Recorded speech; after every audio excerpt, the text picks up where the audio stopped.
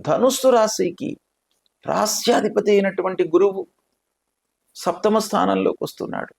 ఇది చాలా మీకు మార్పులను కలిగించేటువంటి సంచారము. రాస్యాధిపతి చతుర్థాధిపతి సప్తమంలోకి వస్తున్నాడు.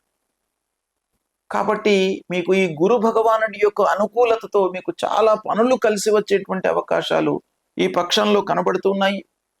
అయితే నిర్ణయాలు మట్టుకు మీరు జాగ్రత్తగా తీసుకోవాలి.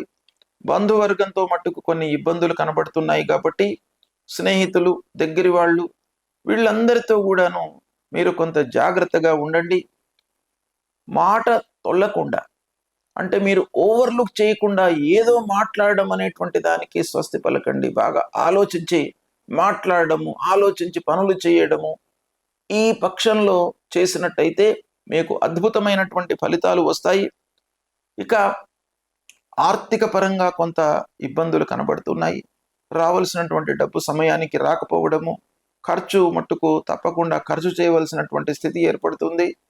ఇలాంటి వాటి మూలకంగా కొంత ఇంటిలో అనవసరమైనటువంటి చర్చలు, తద్వారా అశాంతి అనేటువంటిది ఒక పక్కన ఉన్నప్పటికీ ఓవరాల్గా భార్య, పిల్లలు, కుటుంబ పెద్దల యొక్క సపోర్ట్ మట్టుకు మీకు ఉంటుంది. చిన్న చిన్న సమస్యలు, వాగ్వివాదాలు, చర్చలు ఒక పక్కన ఉంటూనే ఉంటాయి. అయినప్పటికీ ఓవరాల్గా వాళ్ళ యొక్క సపోర్ట్ మట్టుకు మీకు బాగా ఈ పక్షంలో కనబడుతుంది. ఇక వ్యాపారంలో ఉన్నటువంటి వారికి కూడాను వ్యాపారం కలిసి వస్తుంది. విద్యార్థులకు చాలా ముఖ్యమైనటువంటి సమయం.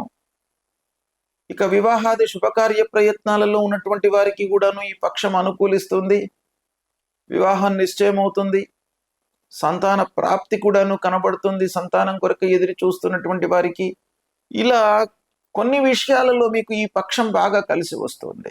అర్ధాష్టమ శని, సూర్యుడు, అంగారకుడు ప్రతికూలంగా ఉన్నారు ఈ పక్షంలో. కాబట్టి హనుమాన్ చాలీసా చదువుకోండి.